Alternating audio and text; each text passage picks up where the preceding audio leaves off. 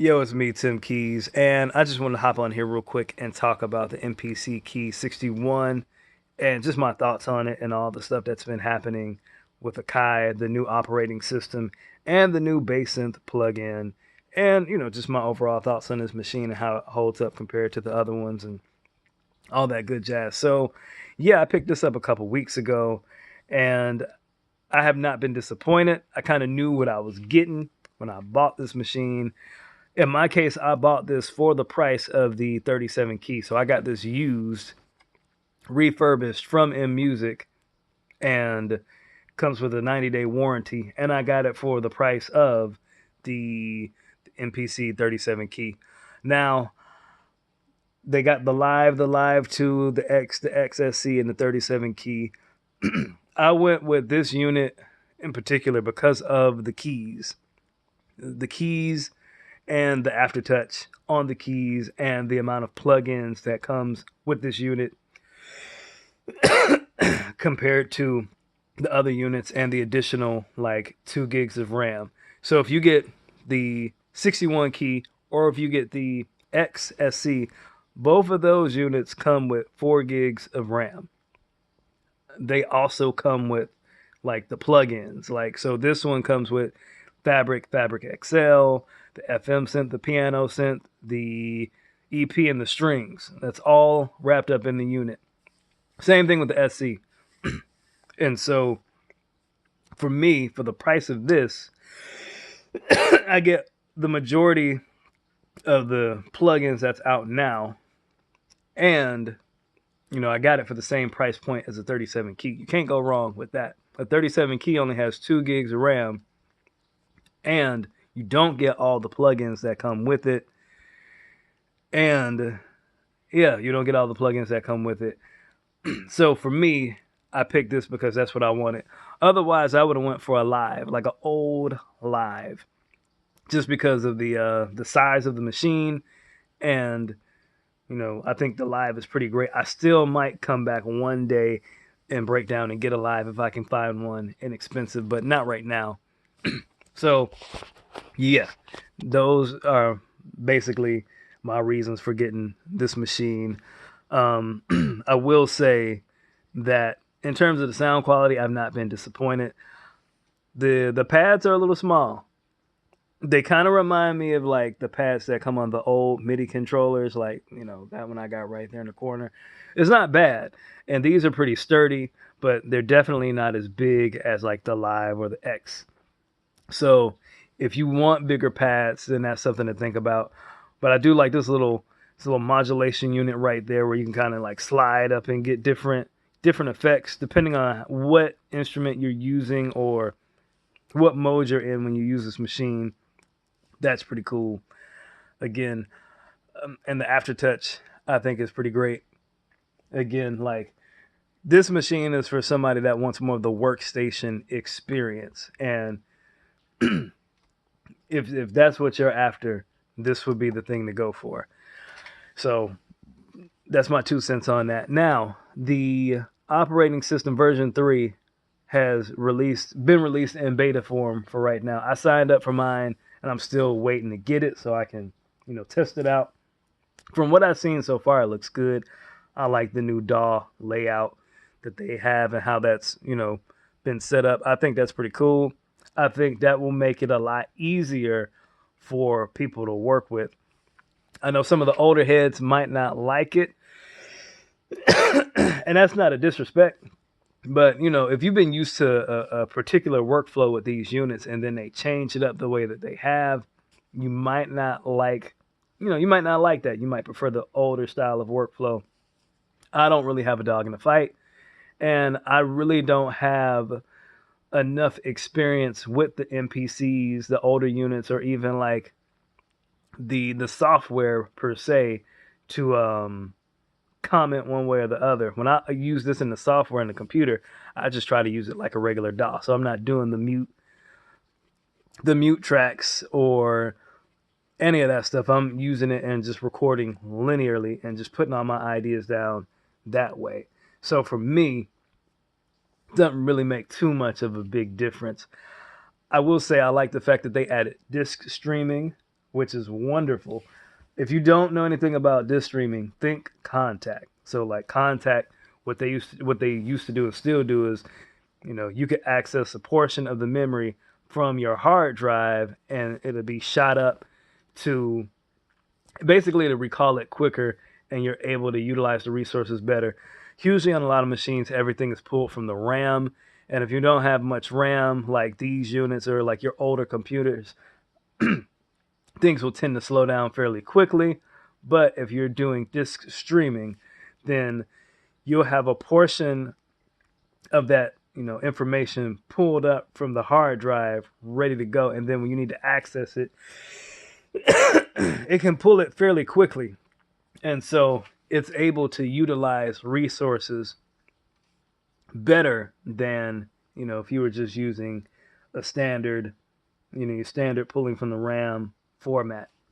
I also like the fact that they have added the 8 layer of velocity. So for those of us who tend to buy key groups, that's going to allow you to have a greater level of expression in your instruments, being able to pull from 8 different, layers of velocity. Think like Yamaha motif, like when the XS came out and the XF, when those machines came out, a lot of times people really celebrated those machines for the realism of the pianos and the EPs and whatnot. And that's primarily because they had like 7 to 8 layers of velocity to pull from. So every time you tap the keys, you get a different level of expression each time you tapped it. And it, just made things sound more realistic. And so the fact that they're adding that to this machine with version 3, I think is great. That's just my opinion. The new sub-lab type bass synth just came out last week, and that looks like it's a welcome addition because again, now you have this plugin that's exclusive to this machine. Yes, you can do it in your DAW. We have sub-lab, but if you have the unit and you want to make different bass, bass sounds, 808s and things of that nature, you can do that. It's essentially like a wavetable type synth for basses with a lot of modulation capabilities. I think that's pretty dope, and I think Air Music is doing a really good job on updating these machines. I know some people will disagree and complain, and understandably so, if you're used to a particular workflow, but the fact that you can now do all these additional things in this machine, and it's basically a one-stop unit, so to speak, for getting all your music ideas out. I think that's great. And the plugin, I think you can get it right now for like $40. I mean, you can't go wrong with that. So if you're an MPC user, you would be remiss if you did not, invest and put that into your machine. But that's just my opinion. Big ups to Akai for doing these updates. I think, when in terms of like the older user base versus like your newer users, is that Akai is trying to make these machines appeal to a greater user base. Yes, you have your urban music, hip hop base, and that's like fundamental. And I hope that Akai doesn't do anything foolish and disregard that user base, because that would be terrible. But with these new units that have come out in the past few years, like you're really seeing other people gravitate towards these machines, and they could be used for anything.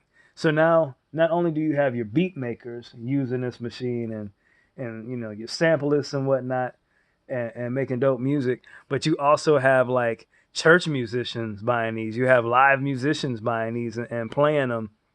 You have your EDM producers, getting these machines, or just people who want to like take these and have it as their centerpiece for their setup to control like their modular instruments. Like Akai is really trying to broaden its user base and get as many people as they can to buy these machines.